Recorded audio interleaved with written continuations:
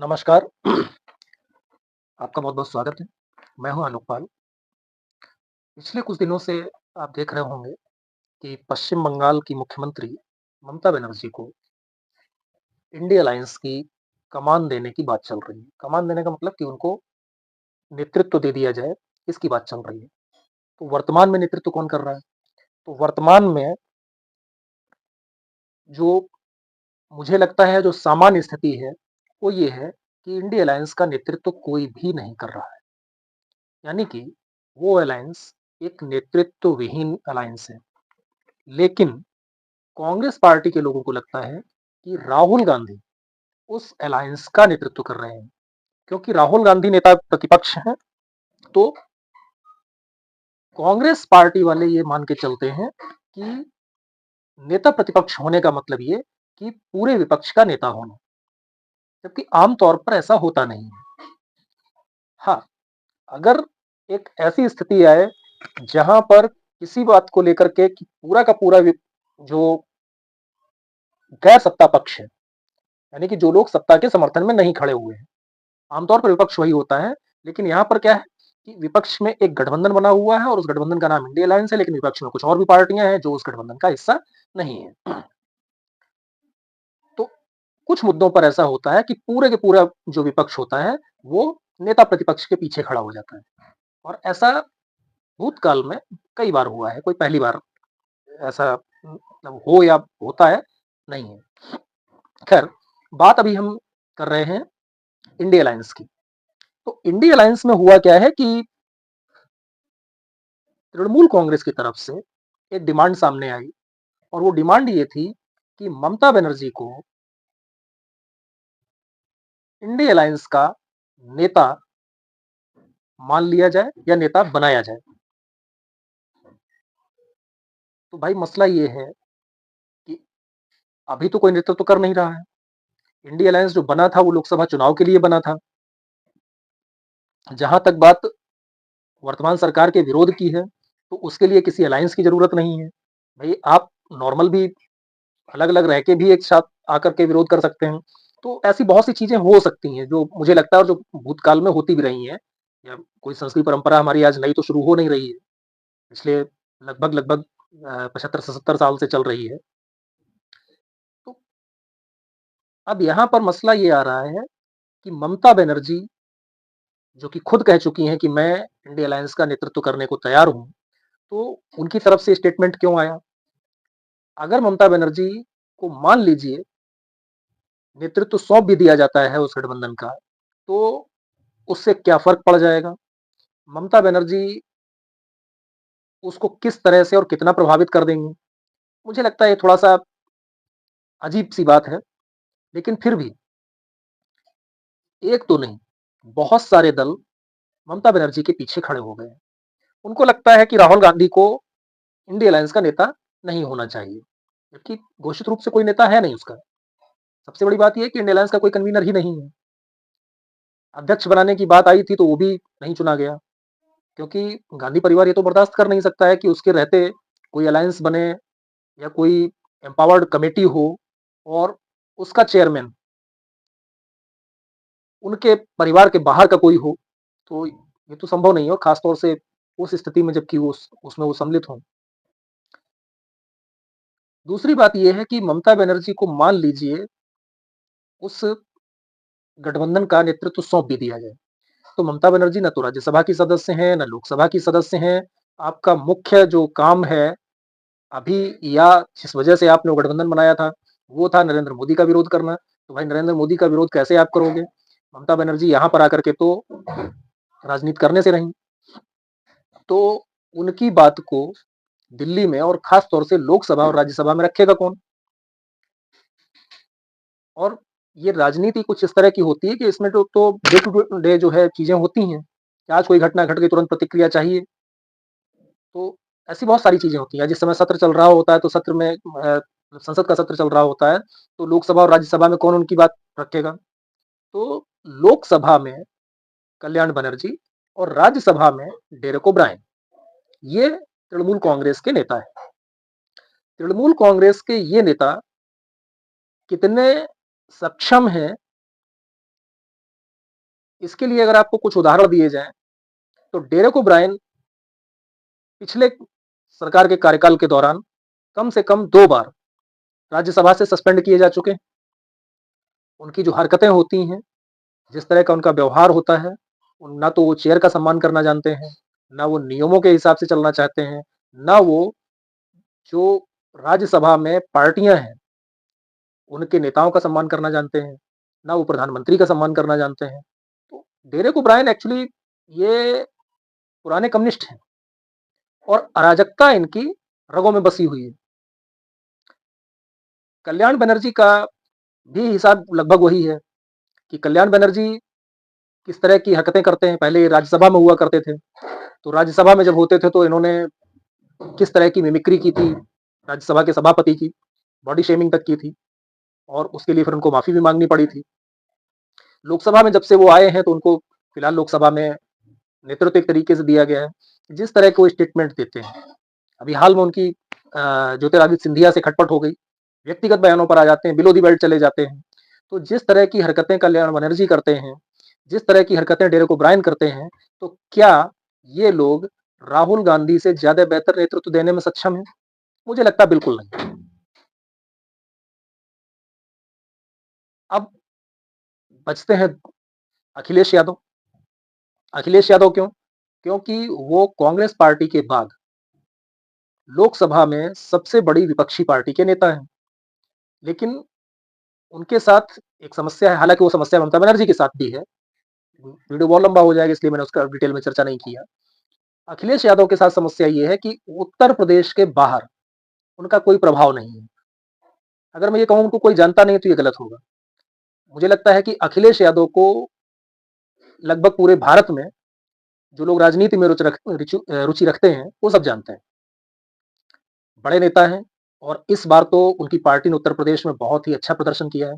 लेकिन उनके साथ प्रॉब्लम ये है कि वो उत्तर प्रदेश के बाहर जो उत्तर प्रदेश से लगने वाली सीमाएँ हैं जिन राज्यों की, उनमें भी उनका प्रभाव नगण्य है। अगर हम बिहार की बात कर लें, तो बिहार में उनकी पार्टी एक भी लोकसभा सीट जीत नहीं सकती। मध्य प्रदेश की बात कर लें, तो वहाँ भी एक भी लोकसभा सीट नहीं जीत सकती। उत्तराखंड और हरियाणा की बात कर लें, तो वहाँ भी एक भी लोकसभा सीट नहीं जीत सकती। राजस्थान में तो कोई असर है ही नहीं, वहाँ तो विधानसभा भी जीतना मुश्किल हो सकता है। तो ये समस्या है अखिलेश यादव के साथ में और मुझे लगता है कि किसी भी गठबंधन का नेतृत्व करने के लिए एक ऐसे दल के नेता का होना बहुत ज़रूरी है, जो कम से कम अगर पैन इंडिया पार्टी ना हो, तो मल्टी स्टेट पार्टी तो हो ही। कांग्रेस और बीजेपी के अलावा अगर किसी पार्टी को मल्टी स्टेट पार्टी कहा जा सकता है, तो वो है कम्युनिस्ट और कम्युनिस्ट में भी खास तौर से सीपीआईएम। तो सीपीआईएम की समस्या ये है कि वो खुद ही सिमट के बेचारे अब एक राज्य में रह गए। पश्चिम बंगाल उनके हाथ से चला गया, त्रिपुरा उनके हाथ से चला गया, केरल अकेला भी उनके हाथ में है और केरल में भी स्थिति बहुत मजबूत नहीं है। तो अब ये एक उनके साथ समस्या हो गई। अब यहाँ पर प्रश्न ये उठ कर के आता है कि जब कोई नेतृत्व देने की स्थिति में नहीं है और अभी उसकी कोई आवश्यकता भी नहीं है, चूँकि जब ये इंडिया अलायंस बनाया गया था, तो स्पष्ट रूप से कहा गया था कि ये अलायंस हमने लोकसभा चुनावों के लिए बनाया है। लोकसभा चुनाव हो गए, परिणाम आ गए। कांग्रेस ने अपनी खुशी मना ली 99 सीटें पा करके। उनको लगा कि हम चुनाव जीत गए हैं, प्रधानमंत्री राहुल गांधी होने वाले हैं। तो वो सारी चीज़ें तो हो चुकी हैं। अब ऐसा क्या हुआ है कि ममता बनर्जी हों, अखिलेश यादव हों, लालू यादव हों, उद्धव ठाकरे हों, शरद पवार हों, उमर अब्दुल्ला हों, हालाँकि उमर अब्दुल्ला ने उस तरह से समर्थन नहीं किया है। तो कुल मिलाकर के बहुत सारे नेता वो ममता बनर्जी के पीछे क्यों खड़े हो गए? तो बाकी का तो अपना मसला है, लेकिन अपना मसला है यूँ कह लीजिए कोई मसला है ही नहीं। उनकी जो दुर्दशा हुई है चुनावों में, तो उनको लगता है कि कांग्रेस की वजह से हमारी दुर्दशा हो गई, हालाँकि वो अपनी दुर्दशा के खुद ज़िम्मेदार हैं। अगर आप बात करें उद्धव ठाकरे की, आप बात करें शरद पवार की, तो ये अपनी दुर्दशा के लिए खुद ज़िम्मेदार हैं, उसमें कांग्रेस का कोई बहुत बड़ा रोल नहीं है। और कांग्रेस चूँकि पीसी है, तो वो सोचते हैं कि चलो इसी बहाने अपने आप को बचा लिया जाए। जो अपने वोटर हैं या यूँ कह लें कि जो उनकी कंस्टिट्यूएंसी है, तो उसको ये एक भ्रम में रखना चाहते हैं, जिसे कहते हैं गोली देना। मसला सबसे बड़ा जो आता है, वो ये आता है, ममता बनर्जी कैरेक्टर के विषय में बात नहीं करूँगा।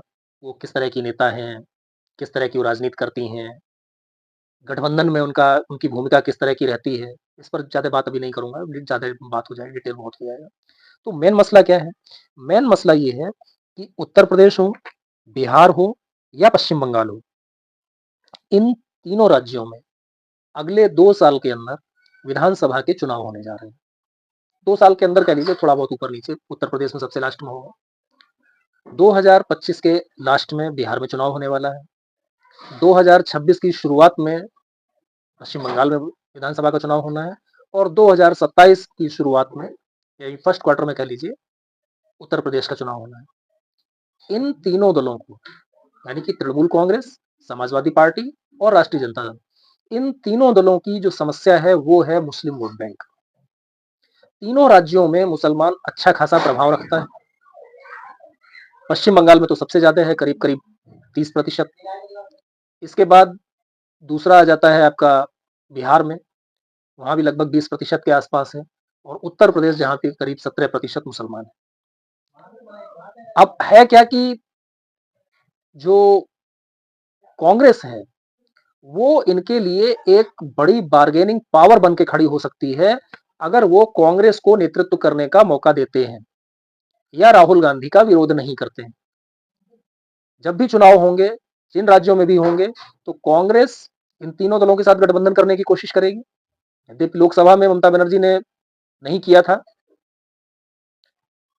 लेकिन बिहार में, उत्तर प्रदेश में, और हो सकता है विधानसभा में कांग्रेस ममता बनर्जी के साथ पश्चिम बंगाल में भी गठबंधन करने की कोशिश करे। तो वो पहले से राहुल गांधी को और कांग्रेस पार्टी को इतने दबाव में ला देना चाहते हैं, जिससे कि वो किसी तरह की बार्गेनिंग ना कर पाए।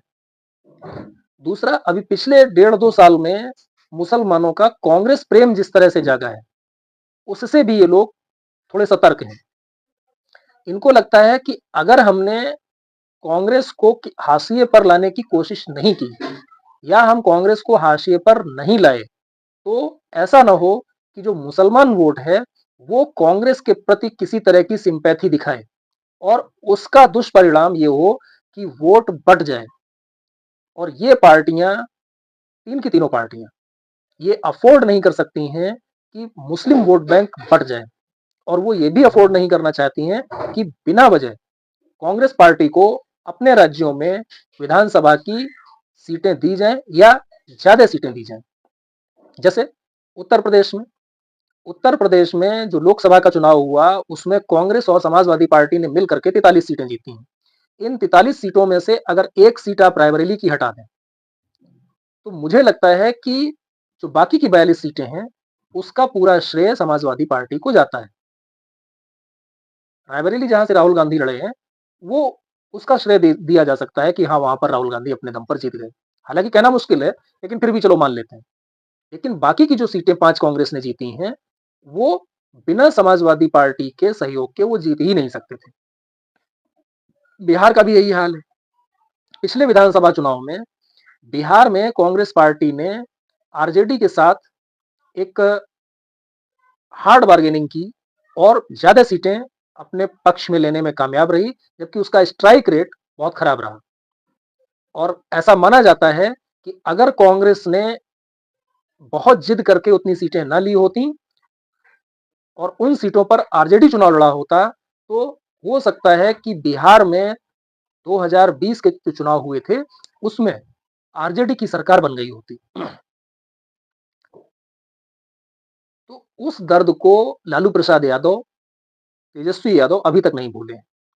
वो नहीं चाहते हैं कि एक बार फिर से 26 के चुनाव में ये, माफ कीजिए, 25 के चुनाव में ये झेलना पड़े।